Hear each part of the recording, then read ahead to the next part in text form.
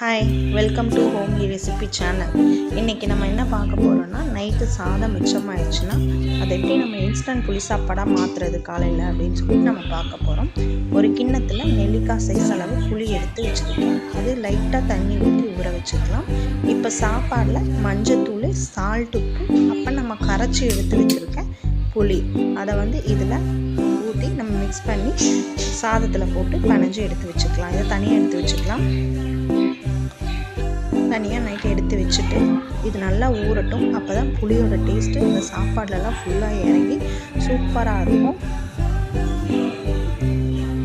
Mix பண்ணி தனியாக எடுத்து வச்சுட்டு இதை நம்ம காலையில் தாளிக்கலாம். ஒரு கடாயில் எண்ணெய் ஊற்றிக்கலாம். கடுகு, உளுந்தம்பருப்பு, கடலைப்பருப்பு கொஞ்சம் சேர்த்து போடுங்க. அப்போ தான் டேஸ்ட்டு நல்லாயிருக்கும்.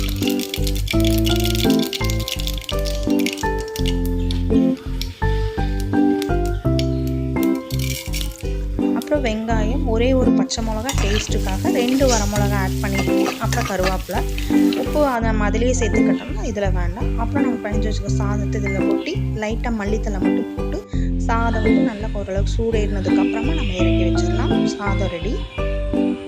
இப்போ நெக்ஸ்ட்டு நான் ஒரே ஒரு இன்ஃபர்மேஷன் ஃப்ரெண்ட்ஸ், நான் மல்லிகைப்பூ ஃபுல்லாக கட்டி வச்சுருக்கேன்.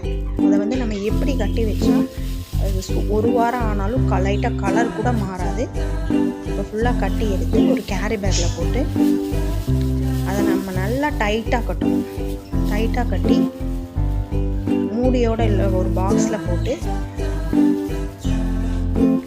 நீங்கள் க்ளோஸ் பண்ணி வச்சிட்டிங்கன்னா ஒரு வாரம் ஆனாலும் அதோட கலர் கூட லைட்டாக கூட மாறாது. நீங்கள் அப்படியே இருக்குது, எப்படி கட்டி வச்சிங்களோ அப்படியே இருக்கும். நீங்கள் ட்ரை பண்ணி பாருங்கள். அவ்வளோதான். இதை ஃப்ரிட்ஜில் வச்சுக்கலாம். பாய்.